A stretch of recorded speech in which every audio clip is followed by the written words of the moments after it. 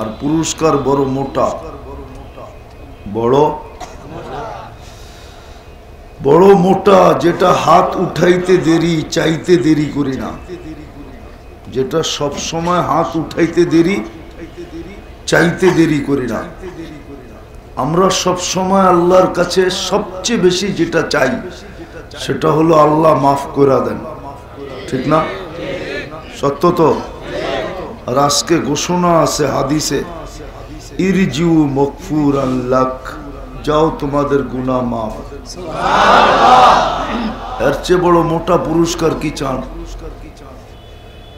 এই জন্য শর্ত পুরা করতে হবে, পরিবেশ নির্জুম, পরিপূর্ণ মনোযোগ, নাইলে কিন্তু আমরা যাত্রী, আমরা কিন্তু যাত্রী, বুঝেন? স্টেশনের পাশেই তো, ঠিক না? আমরা কিন্তু যাত্রী, সবাই কিন্তু যাত্রী, পুরুষও যাত্রী, নারীও যাত্রী, যে দুনিয়াতে পা রাখছে ওই যাত্রী। কিন্তু হ্যাঁ, দুই শ্রেণীর থেকে কলম উঠানো, ওরা যাত্রী হইল কলম উঠানো, কলম ওদের বিরুদ্ধে যায় না। একটা হলো বাচ্চা, একটা হলো পাগল। এই দুই শ্রেণী সারা সবাই যাত্রী, কলম চলমান, কলম কলম চলমান, কলম কি? এই জন্য আবারও বলতেছি, আমরা কিন্তু যাত্রী। প্রত্যেকের ভাবা উচিত যাত্রী আমি, আমি যাত্রী। মনোযোগ দিলে শোনা যাবে, নাহলে শোনা যাবে না। ওয়াজে, গানে আওয়াজ লাগে, ওয়াজে মনোযোগ লাগে। আল্লাহর কাছে কি আওয়াজের শব্দ ছিল না? তাহলে আল্লাহ আওয়াজের কথা কেন বললেন না? কেন বললেন মনোযোগের কথা? বলেন, বিদায় হজে ১.৫ লক্ষ সাহাবা ছিল, লাউড স্পিকার কোথায় ছিল? একজন নিয়ে আসেন যে বলুক যে আমি শুনি নাই আল্লাহর রাসূলের কথা। মনোযোগ হইলে আর আওয়াজের দরকার হবে না। গান শুনতে শুনতে এখন আওয়াজ ছাড়া আর কিচ্ছু ভাল লাগে না। গানের জন্য আওয়াজ দরকার, কেননা আওয়াজ ব্যতীত যে গায় ওর গায়েও শক্তি আসে না। যারা শুনে যুবকরা, ওরাও নাচতে কোমরে শক্তি পায় না। ওয়াজে লাগবে মনোযোগ, মনোযোগ দিয়ে শোনেন। যেই মানুষ, এই লাউড স্পিকারের দরকার নাই, আমার আওয়াজ এতটুক যাবে। আপনি এটা মনে করেন না আল্লাহ আমাকে স্পিকার দেয় না, এমন না। আল্লাহ আমাকে স্পিকার দিছে, যেটা শুনাইতে চাই এটা ভালো মতে শোনেন। কেননা শয়তান চাবে না আপনি আজকে পুরস্কারের গাঠটি নিয়ে ওঠেন। আপনি ভাবছেন শয়তান ট্যাবলেট খেয়ে ঘুমাইতেছে? হ্যাঁ, ও চতুর্দিক থেকে লেগে গেছে। ও জানে আজকে যদি মাফ হয়ে গেল তাহলে আমার এত দিনের মেহান্ন সব চলে যাবে। এই জন্য ও কোমর কাইছা লাগছে আজকে। এক একবার এক এক রূপে কিন্তু আসবে।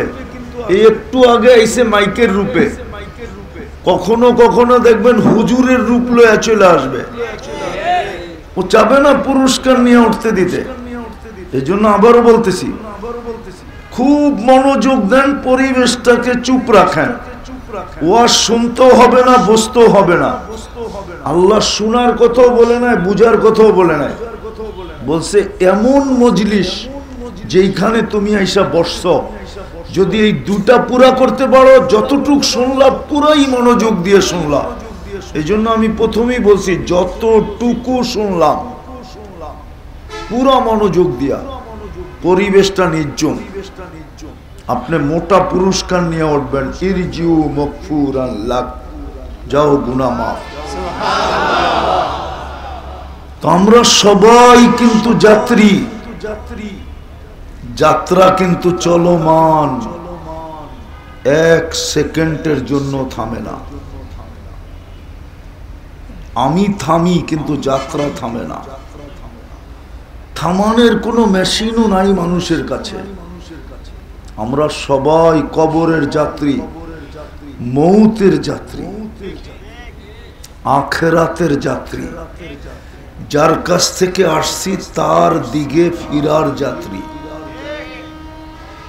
কিন্তু আমার আসল কথা হলো আমরা যে যাত্রী, কিন্তু আমার কাছে প্রস্তুতির অনুভূতি কতটুকু, প্রস্তুতির অনুভূতি কতটুকু, কতটুকু আমি প্রস্তুতি নিলাম, বা কতটুকু প্রস্তুতি নিতেছি, বা প্রস্তুতি যে নিতে হবে এই অনুভূতিটা আমার ভিতরে কতটুকু, এটাই বুঝাইতে চাইতেছি। বাবা উচিত, কেননা যেই কোনো মুহূর্তে আমার পরিসমাপ্তি, যেই কোনো মুহূর্তে আমার যাত্রার পরিসমাপ্তি ঘটতে পারে, যেই কোনো মুহূর্তে। কে কখন কাটটা ঘটবে কেউ জানে না। দুনিয়ার কাউকে আল্লাহ জানার ক্ষমতাই দেন নাই যে পরিসমাপ্তি ঘটবে কখন, কখন পরিসমাপ্তি ঘটবে এটা কেউ জানে না। নিজের রাজত্বের ভিতরেই ঘটবে না অন্যের রাজত্বে ঘটবে, নিজের অফিসেই ঘটবে না নিজের অফিসের বাইরে ঘটবে, নিজের বেডরুমে ঘটবে না হাসপাতালের বেডে ঘটবে, কেউ জানে না। বিদায় ভালো মতে চিন্তা করেন প্রস্তুতি কতটুকু। কেননা দাবি হলো প্রস্তুতি নিয়ে আসো, কেননা আমি তোমাকে অস্তিত্ব দিছি, কোথাও কম দেই নাই। যারাই এখানে বসে আছি, যুবক আসি তো যৌবন পর্যন্ত সাজায়া দিছে, পুরুষ আসি তো পুরুষত্ব পর্যন্ত সাজায়া দিছেন, নারী শুনতেছি তো নারীত্ব পর্যন্ত সাজায়া দিছেন, ছোট আসি তো ছোট পর্যন্ত সাজায়া দিছেন, বড় আসি তো বড় পর্যন্ত সাজায়া দিছেন। প্রত্যেককে তার এক পজিশন পর্যন্ত আইনা সাজায়া দিছেন। কেউ বলতে পারবো না আমি সাজায়া নিছি, সাজায়া দিছেন বিদায় আমি সাজা। যুবককে যদি যৌবন দিয়ে না সাজাইতো তাহলে যুবক তুমি তোমাকে যুবক বলতে পারতে না। হ্যাঁ, যৌবনের বাহাদুরি দেখাইতে পারতে না। হ্যাঁ, কাউকে ফুল দেওয়ার সুযোগ হতো না, কাল থেকে ফুল চাওয়ারও সুযোগ হতো না, কেউ তোমাকে দেখা মুস্কি হাসিও দিত না, কেউ তোমাকে দেখা চোখ টিপিও দিত না, কাউকে দেখা তুমি মুস্কি মুস্কি হাসতেও পারতে না। সাজায়া দিছেন, সাজায়া। এই জন্য দাবি প্রস্তুতি নিয়ে আসো। শুধু সাজায়া দেন না, 24 ঘন্টা সুরক্ষা করেন। আরজুকু ওয়াশকুরু গায়রি, আরজুকু ওয়াশকুর গায়রি। আল্লাহ নিজে বলতেছে আরজুকু ওয়াশকুরু গায়রি। 24 ঘন্টা লালন পালন আমি করি, কিন্তু প্রশংসা অন্যের গায়ে। হ্যাঁ, নাই তো এই মজমা একজনও যে 24 ঘন্টা আল্লাহ লালন পালন করেন। আমি 24 ঘন্টায় 24 বার মনের থেকে আল্লাহ বলি। আছে কোন যুবক 24 বার ডেলি আল্লাহ বলে? বলে তো না। অথচ 24 ঘন্টা লালন পালন কে করে? হ্যাঁ হ্যাঁ, কে করে? হ্যাঁ, এই জন্যই তো আমি বলি যদি গ্রানটা মেশিন দিয়া চেক করে খাইতে হইতো তাহলে প্যাথোলজি সেন্টারে লম্বা লাইন দিয়া দিনের পর দিন বয়া থাকতে হইতো। নাক তোর কাছে নিতে দেরি, সাথে সাথে রিপোর্ট দিতে দেরি করে না যে গ্রান ঠিক আছে, ঢুকা গ্রান ঠিক আছে, কি কর ভিতরে, মুখের ভিতরে ঢুকা। যদি প্রযুক্তি দিয়ে নিতে হইতো, প্রযুক্তি দিয়া মেশিন দিয়ে যদি গ্রান টেস্ট করতে হইতো, তাহলে প্যাথোলজি সেন্টারে লম্বা লাইন লাগায় বয়ে থাকতে হইতো। আর খালি একটু পরে পরে চিৎকার দিত, জান যায়, তাড়াতাড়ি চেক করে দেন। যদি স্বাদ মেশিন দিয়ে চেক করতে হইতো, জিহ্বা ছোঁয়াইতে দেরি, স্বাদ বলতে দেরি করে না।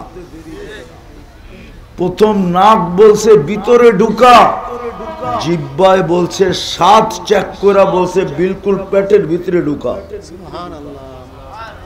আর স্বাদ ঠিক না তো জিহ্বা বলছে বের করে দেয়। কে করে? কে লাগাইছে এটা? এই জন্যই বলছে প্রস্তুতি নিয়ে আসতে হবে। আমি তোমাকে অস্তিত্ব দিই না, সাজায়া দিছি।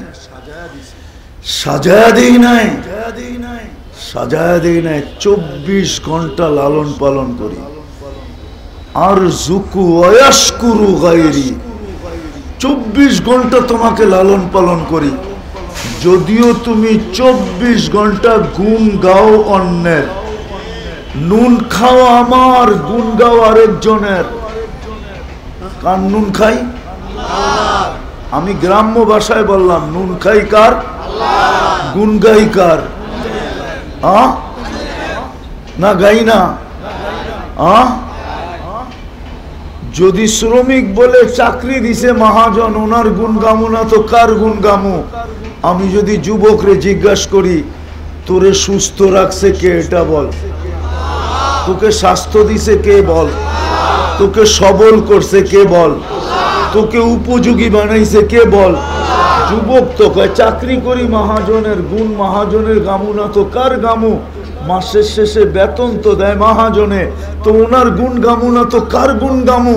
আমি যদি বলি তোর এই বডিটা কে বানে, কাঠটা দিয়ে তুই চাকরি করো, সেটা বল। দেহটা কার দেওয়া? কে দিছে দেহটা? কে এটার ভিতরে যোগ্যতা দিছে? নাই তো। এটা তো শিল্প এলাকা, ঠিক না?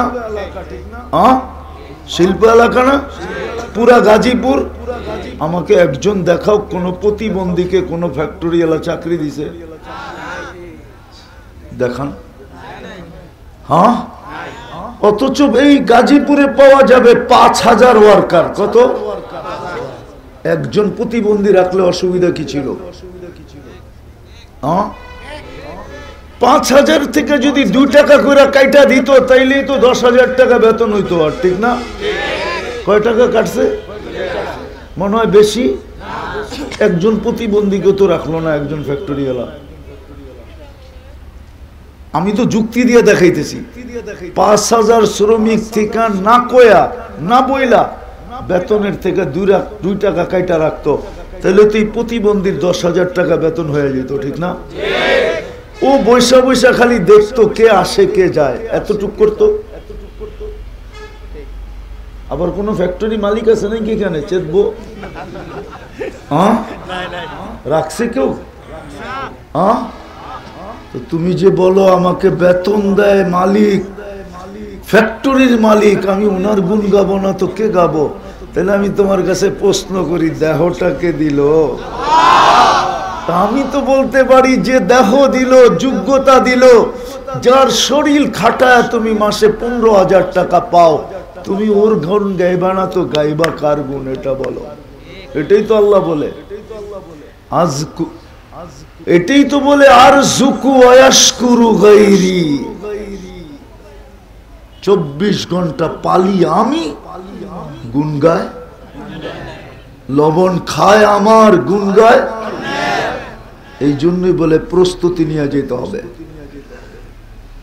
বলেন ওয়াজ লম্বা হইলে অনেক কিছু হবে এমন না, বলেন প্রস্তুতি কতটুকু? দুনিয়াওয়ালারা তো শুধু কবরই রেখে চলে আসবে, এখানে একজনও নাই। যেমন ঘরেই ঘুমাক, যেমন খাটেই ঘুমাক, যেমন কম্বল নিয়েই ঘুমাক, ঘুমের খাটে যায় ঘুমানোর সময় মনটার ভিতরে ছেদ করে উঠছে, একটু দাক্কাইটা উঠছে, একটু আওয়াজ দিয়া উঠছে, একটু ব্যথা লাগছে যে আমি তো ঘুমাবো কম্বল নিয়া। হায় মা জানি কবরে কেমন আছে, হায় বাবা জানি কবরে কেমন আছে। কি দিলে একটু লাগে? লাগে না, কারো মনে আসে না? আসে? আসে? আসে তো না। বাবার কথাই যখন মনে আসে না, মার কথাই যখন মনে আসে না, আর কার কথা মনে আসবে? আর আপনি সন্তান হয়েই যখন মনে নেন না, তো আপনারে আবার কে মনে নিবে? বিদায় আমি আসল কথায় চলে আসছি। আমরা যাত্রী, যাত্রা চলমান। অস্তিত্ব আল্লাহর দেওয়া, অস্তিত্ব দিচ্ছেন, সাজাইছেন, 24 ঘন্টা লালন পালন করেন, সুরক্ষা করেন, রক্ষণাবেক্ষণ করেন, সব কিছু। নাইলে কিছু কিছু এলাকা আছে টঙ্গীতে, মাঝে মাঝে যাওয়া আসা হয়, দেখা হয়। উন্নত দুনিয়ার মানুষ আনেন তো, আইনা ওকে গলিগুলা ঘুরে আনিয়া বলেন যে কেমন দেখলা, তো বাহির হবে আর বলবে এখানে মানুষ বাঁচে কি করে, এইখানের মানুষ সুস্থ কি করে, পরিবেশই তো নাই সুস্থতা, বাঁচে কি করে। অথচ আপনি চেক করলে দেখবেন এই নিম্নমানের এলাকার মানুষের অ্যান্টিবডি, রোগ প্রতিরোধ ক্ষমতা গুলশান বনানী আলার চেয়ে বেশি। কি বেশি না? প্রমাণ দিমু। 2020-এ যখন করোনা চলতেছিল, তখন একটা জরিপ হয়েছিল যে অ্যান্টিবডি কাদের বেশি, রোগ প্রতিরোধ ক্ষমতা। কয়েকটা বস্তির ভিতর থেকে ঢাকা শহরের সবচেয়ে বড় ঘন বসতিমূলক বস্তি তেজগাঁও বস্তিতে, যেটা বিলকুল গুলশানের সাথে, ওটার ভিতরে সমীক্ষা চালানোর পরে দেখছে গুলশান আলাগো 65 আর বস্তি আলাগো 75। কত বেশি? কত? করোনা আসছে ওইখানে, কিন্তু ওরা সব চাবায়া খায়া ফেলাইছে। কোনোটা পানের লগে, কোনোটা সিগারেট বিড়ির লগে, কোনোটা মুড়ির লগে, কোনোটা পিয়াজু শিয়াজু, সব কিছুর সাথে মিলায়া করোনা খায়া ফেলছে। আর গুলশান আলারা বৈশা বৈশা খালি আল্লাহ আল্লাহ আল্লাহ করছে যে দলল কিনা, দলল কিনা, দলল কিনা, দলল কিনা। আর দললেই বড় বড় হাসপাতালে দৌড় দিছে। আর ওই গরিবদেরকে দললেও শুধু গেছে কই ফার্মেসিতে যে কইছে শরীরটা জানি ম্যাস ম্যাস করে, তো 2 টাকার ওষুধ ধরা দিছে, খাইতে দেরি, করোনা বাইগা যেতে দেরি করে। কে করছে এটা? অথচ দুনিয়া কয় তো এই পরিবেশে মানুষ বাঁচার কথা না। আপনার অ্যান্টিবডি তো বেশি। কে বানাইছে? হ্যাঁ, কে বানাইছে? রাগ হয়ে যাবেন? আপনি তো বাজারে গেলে কম পয়সায় নিম্নমানের জিনিসটা কিনতে চান, ঠিক না? সত্য তো? রাগ হয়ে গেলেন? কম পয়সায় নিম্নমানের জিনিসটা কিনতে চান, ঠিক না? কেননা যা আছে ওইটা দিয়ে তো মাস চালাইতে হবে, ঠিক না? আর গুলশান বনানীওয়ালারা অনেক টাকা দিয়া উন্নত মানেরটা কিনে, ঠিক না? তারপরে অ্যান্টিবডি কম। কে করছে এটা? হ্যাঁ বলেন, আল্লাহর দাবি নাই যে প্রস্তুতি নিয়ে আসো? কতটুক নিলাম? ওই প্রস্তুতি নেওয়ার জন্যই তো আপনাকে মুসলমানের ঘরে পাঠাইলেন। কিন্তু ইসলামের তো ছাপ আপনার আমার ভিতরে নাই, রং তো নাই, কালার তো নাই। যুবক তো 14 তারিখে ফুল কালার দেখা কিনবো, রং দেখা কিনবো, গ্রাম দেখা কিনবো। এইখানেও ফুল আছে, একটা যদি উঠা দিয়া দেয় 14 তারিখে দিস তো কইব হুজুর জুতা দিব জুতা। এইখানেও তো আছে ফুল, এইখানেও তো আছে ফুল, যদি উঠা দিয়া দি রাখ, এটা যত্ন করে রাখিস, 14 তারিখে দিস কইব জুতা দিব জুতা জুতা। ঠিক না? নিবা দিমু উঠায়া দিয়া দিমু, আমি কইলয়া দিমু নিবা কেন? যদি এই ফুল না চলে বল যুবক তুই আল্লাহর কাছে চলবি কি করে? তোকে তো মুসলমানের ঘরে অস্তিত্ব দিল, ইসলামের তো রং তোর ভিতরে নাই। ওই দাবি পূরণ হওয়ার জন্যই তো মুসলমানের ঘরে পাঠাইলেন, যেন দাবি পূরণ হয়, প্রস্তুতি হয়ে যায়। কিন্তু ইসলামের রং তো নাই, রং তো নাই। কোরআন তো এই জন্যই বলছে, হ্যাঁ তোমরা বুঝবা কি বুঝবা না জানি না, বলমু হ্যাঁ টেস্ট ম্যাচ বুঝো কি?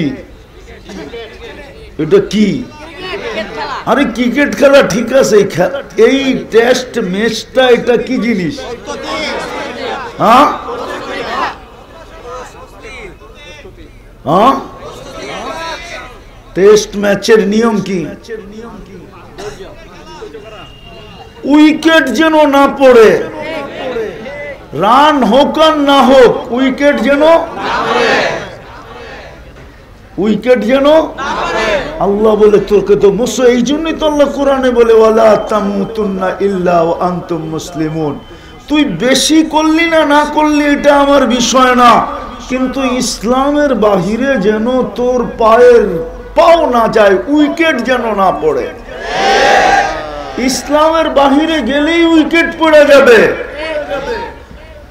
রান জরুরি না টেস্ট ম্যাচে, একাও যদি পিটায়া 1 মাস থাকতে পারে তো দুনিয়া সবচেয়ে বড় মালা ওর গলায় পড়ায় দেব।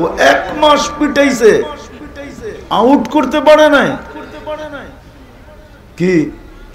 আল্লাহ বলে তোকে মুসলমানের ঘরে জন্ম দিলাম প্রস্তুতির জন্য, আমল কম বেশি যা করিস করিস, কিন্তু ইসলামের বাইরে যেন তোর পাও যায় না। যদি ইসলামের বাহিরে তোর পাও চলে যায় তাহলে তুই ম্যাচে হাইরা যাবি।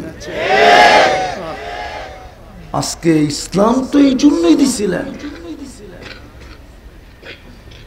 মুসলমানের ঘরে তো এই জন্যই। ও যুবক, তুমি 14 তারিখ কি করে উদযাপন করো? তুমি 31st নাইট কি করে উদযাপন করো? তুমি 50 টাকা 100 টাকার চুল 500 টাকা দিয়ে কি করে কাটাও? 1000 টাকা দিয়ে কি করে কাটাও? হ্যাঁ, চুল কাটাইতেছো না তোমার উইকেট পড়তেছে? চুল কাটাইতেছো না তোমার পয়েন্ট পড়তেছে, পয়েন্ট কমতেছে? হ্যাঁ কোনটা?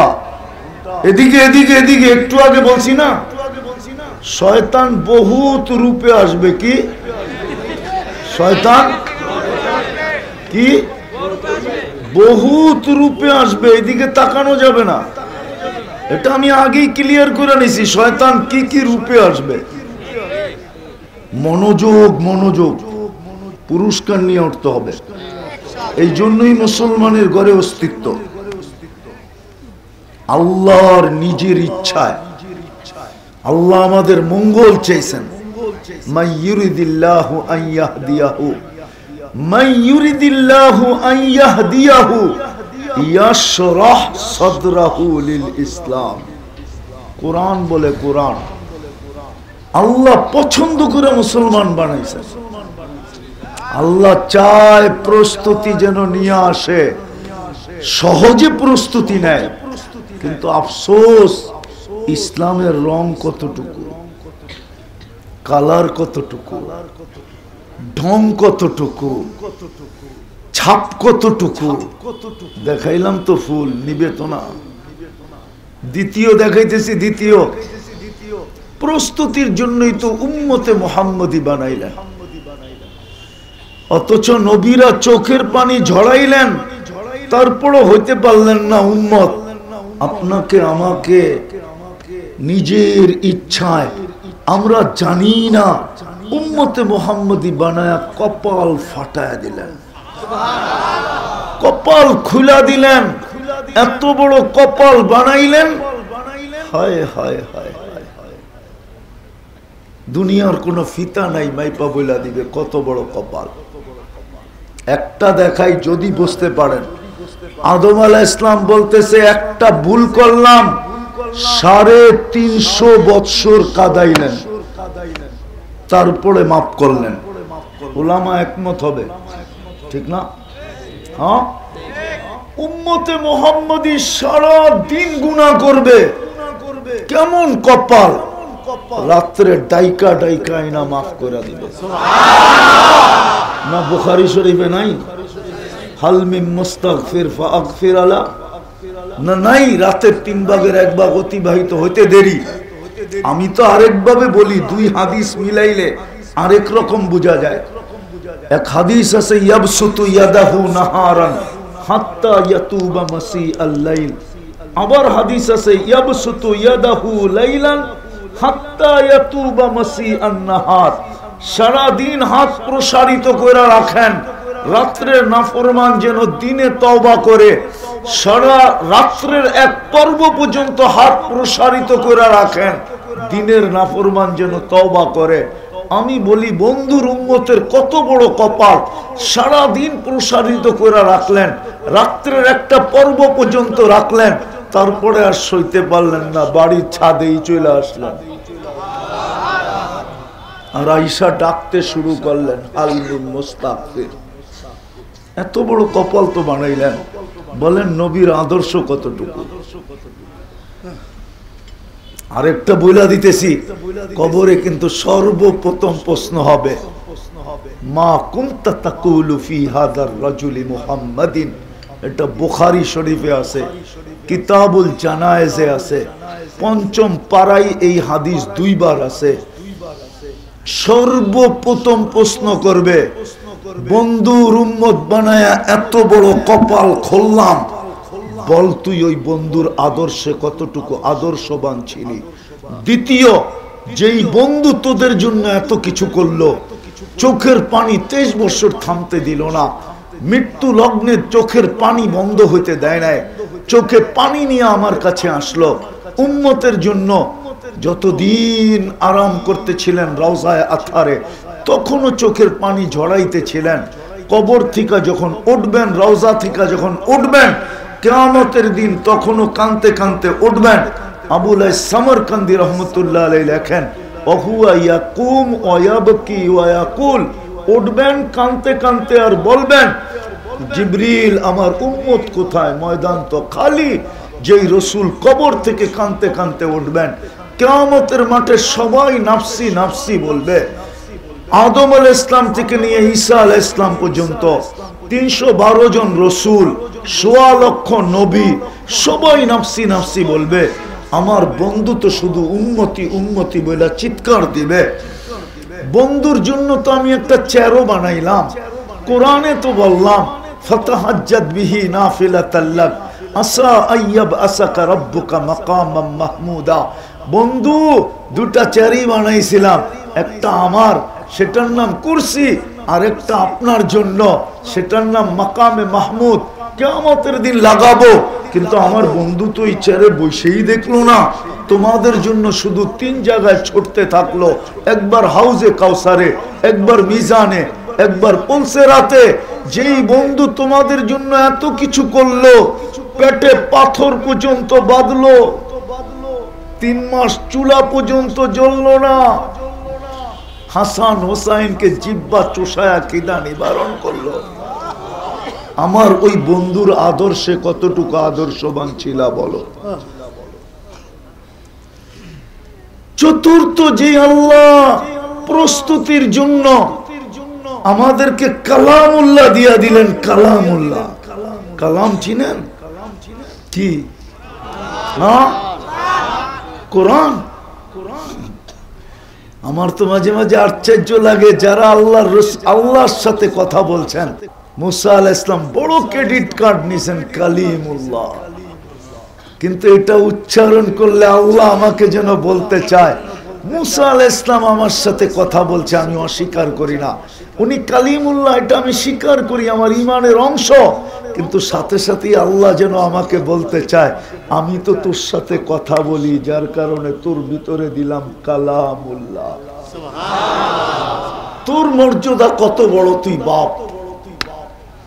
আল্লাহ আমাদের সাথে কথা বলে, কিন্তু এই কোরআনটাকে তো সারা দিনে একবার কেউ চুমা দিয়ে দেখে না।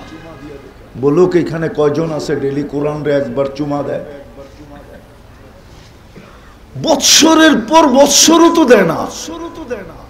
আমি স্যার জায়গায় চলে আসি, আফসোস কোরআন কাঁদতেছে, আফসোস কোরআন আমাদেরকে বদদোয়া করতেছে। দোয়া করেন আপনারা, আল্লাহ আমাকে আধ্যাত্মিক শক্তি দেখ, আমি আপনাদেরকে কোরআনের কান্না এরকম লাউড স্পিকারে লাগায় শোনায়। আপনি বলবেন কোরআন কাঁদে কি কইরা, তাহলে আমি ওলামাদেরকে জিজ্ঞাসা করব খেজুর গাছ কাঁদলো কি কইরা? খেজুর গাছ যদি কাঁদতে পারে তাহলে কোরআন আল্লাহর কালাম কেন কাঁদবে না? কেন কাঁদবে না? হাজারো বদদুয়ার কথা তো হাদিসে আছে। প্রাণী যদি বদদুয়া দিতে পারে তো আল্লাহর কালাম কেন দিবে না? সারা বছরে ছুঁয়া দেখে না, বদদুয়া দিবে না? কি করবে? সেলুট দিবে? এইখানে এরকম লোক আছে কবে কোরআন ছুঁয়া দেখছে, চুমা দিছে, নিজেও জানে না। জিজ্ঞাসা করেন, রাগ হয় না, হাত উঠাইতে হবে না। আছে না নাই? আছে না নাই? আছে তো। কোরআনকে ডেলি একটা চুমা দিই না, অথচ কোরআনকে যে চুমা দিল, হায় হায় হায়, কোরআন যার পক্ষে গেল। এই জন্য বুখারী শরীফে আছে কিয়ামতের দিনে এক পর্বে আল্লাহ জিজ্ঞাসা করবে, বন্ধু চাইতে তো কম চাইলেন না, আমি দিতে তো কম দিলাম না, উম্মত সব দোজখ থেকে চলে আসছে। আল্লাহ রাসূল বলবে সব বাহির করে ফেলছি, কিন্তু চোখে পানি ঝরতে থাকবে। জিজ্ঞাসা করবে, বন্ধু পানি কেন? বলছে সব বাহির করে নিয়ে আসছি বটে, কিন্তু কোরআন যার বিরুদ্ধে চলে গেছে ওকে বাইর করতে পারি না। ইল্লা হাবাসাহুল কোরআন, এটা বুখারী শব্দ। ইল্লা হাবাসাহুল কোরআন, কোরআন যার বিরুদ্ধে চলে গেছে ওকে বাইর করতে পারি না। কোরআন দিছিল জান্নাতে যাওয়ার জন্য, কিন্তু চুমা দিয়ে দেখি না। মসজিদ দিছিল আমাদের ঘরে ঘরে, প্রত্যেক মহল্লায় মহল্লায়, গ্রামে গ্রামে আল্লাহ নিজের ঘর দিয়া দিছেন। ঘর আমরা তো পয়সা হইলে বেগম পাড়া যাই, ঠিক না? আমাগো পয়সা হইলে ইংল্যান্ডে যাই, ঠিক না? আমাগো পয়সা হইলে কানাডায় যাই, ঠিক না? আমেরিকায় যাই, ঠিক না? হ্যাঁ, গুলশান যাই, বনানী যাই, বাড়িধারা যাই, ঠিক না? ধানমন্ডি যাই, ঠিক না? আরে হুজুররা মনে হয় বোঝে না। হ্যাঁ, আপনি তো পয়সা হইলে উন্নত জায়গায় যান। আল্লাহ আপনার নিজের ঘর আপনার গ্রামে দিল কেন? একটু ভাবেন। আল্লাহর মতো সত্তা নিজের ঘর দিয়া দিল গ্রামে, দিয়া দিল চরে, দিয়া দিল আমার মহল্লায়। আল্লাহ কে? 99 পদের মালিক আল্লাহ। নিজের ঘর দিয়া দিল এরকম জায়গায়, দিয়া দিছে স্টেশনে। হায় হায় হায়, কেন দিল? প্রস্তুতি নেওয়ার জন্য দিল, যেন আপনি 2 কদম দিয়ে প্রস্তুতি নিতে পারেন। এই জন্যই তো হাদিসে আছে, যাকে বেশি বেশি মসজিদে আসতে দেখো তোমরা ওর গায়ে স্টিকার লাগায় দাও, ও মুমিন ঈমানদার। কি হাদিস বললাম না, বানায় বললাম? হ্যাঁ, যাকে সকাল সন্ধ্যায় মসজিদে আসতে দেখো অন্ধকারে, বাশশিরিল মাশাঈনা ফিয যুলামি ইলাল মাসাজিদ বিন্নুরিত তাম ইয়াউমাল কিয়ামা। যাকে মাগরিব এশায় ফজরে পাবন্দির সাথে মসজিদে আসতে দেখো, ওর গলায় বিরাট বড় একটা সাইনবোর্ড টানায় দাও। আল্লাহ কিসের সাইনবোর্ড টানায় দিমু? কিয়ামতের দিনে পরিপূর্ণ নূরের সুসংবাদ, নূর ওর জন্য অপেক্ষা করতেছে, যাতে 2 কদম লাগাই আপনি পায়া যান। কিন্তু 90% মুসলমান নারী পুরুষ নামাজ পড়ে না। আসেন, প্রস্তুতি নেই, শেষ জায়গায় চলে আসছি। আসেন, প্রদীপ কখন ডুবা যাবে কেউ জানে না, প্রস্তুতি নিয়ে যেতে হবে। সুযোগ এখনো হাতছাড়া হয় নাই। যতদিন পর্যন্ত কণ্ঠনালীতে রুণ আসবে, এই উম্মতের হাতে সুযোগ আছে। এটাও আমাদের নবীজির চোখের পানির কারণে। বিদায় চলেন, আজকে আল্লাহর কাছে তওবা করি। করবেন? বুঝাইতে পারলাম? করবেন তওবা? মনের থেকে না মুখের থেকে? কে কে মনের থেকে তওবা করবেন দেখি? পাক্কা? তাহলে আল্লাহকে বলে দেন, আল্লাহ অতীত থেকে তওবা করলাম। এতটুকুই বলেন, অতীত থেকে তওবা করলাম। নামান যদি মনের থেকে কইরা থাকেন, আপনি নিষ্পাপ, কোনো গুনাহ নাই, পরিষ্কার। হ্যাঁ হ্যাঁ, আস্তাগফিরহু ইন্নাহু কানা তাওয়াবা, আত-তাইবু মিনাজ যামবি কামান লা যামবা লা। গুনাহ নাই, শেষ। এখন শুধু আর 3টা অভ্যাস করতে হবে। যদি পারি তাহলে ইনশাআল্লাহ মরতে দেরি, জান্নাতে পৌঁছতে দেরি হবে না। ফেরেশতা প্রটোকল দিয়া জান্নাতে নিয়ে যাবে। কি দিয়া? হ্যাঁ হ্যাঁ, কোরআনে আছে। আজকের থেকে সবার পায়ে হাত দিয়া বলি, 2 বেলা তওবায় অভ্যাস করেন। পারবেন? কয় বেলা? কয় বেলা? ঘুমানোর সময় তওবা করেন। এটা ভাইবা হতে পারে আর ঘুমের থেকে উঠব না। ঘুমের থেকে উঠে তওবা করেন, হতে পারে আজকে সূর্য আর ডুবতে দেখব না। 2 বেলা তওবা করতে পারবেন? ভুল হবে না তো? অভ্যাস বানাইতে পারবেন? যুবকরা কি কয়? পাক্কা? আল্লাহ কবুল করুক তোমাদেরকে। দ্বিতীয় আজ থেকে ডেলি কোরআনটাকে নিব আর একটা চুমা দিব। পারবা? আমি জানি তোমরা দিনে কয়বার চুমা দাও। এটা আমি কিন্তু জানি। কি বলে দিব? না, মানে মোবাইলে টাচ করে চুমা দিয়া স্বাদ নেই। এটা দিনে কয়বার দেয় আমি জানি। 2, 4, 10 বার তো ডেলি দেয়, ঠিক না? কি অর্থকি নর্তকি, ঠিক না? অডেলিং মডেলিং, ঠিক না? নায়িকা গায়িকা, ঠিক না? হ্যাঁ, কি উলঙ্গ সুলঙ্গ দেখা মোবাইলে টাচ করে চুমা দেয়। এটা তোমার অভিরুচি। কেরামান কাতিবিন বসা আছে, ভিডিও নিতেছে। আমার এটা বিষয় না। আমার বিষয় হলো তোমার পায়ে হাত দিয়ে বলি, ডেলি একবার কোরআনটারে চুমা দাও। আমি এতটুক শুধু চাই যে ডেলি তুমি একবার কোরআনটাকে নিয়ে মহব্বতে একটা চুমা দাও। বাস এতটুক চাই, আর কিচ্ছু চাই না। পারবা? হ্যাঁ, সবাই পারবেন? সবাই পারবেন? পাক্কা তো? আর তৃতীয়, আজকের থেকে মসজিদটা ভরা দিব। কি পারবো? আজকের থেকে মসজিদটা অঙ্গীকার, ওয়াদা। আল্লাহ আমল করার তৌফিক দান করেন। ওমা আলাইনা ইল্লাল বালাগ। প্রথম পাগড়ি দেওয়া হবে, তারপরে দোয়া। কেউ উঠাউঠি না করি। কই ছাত্র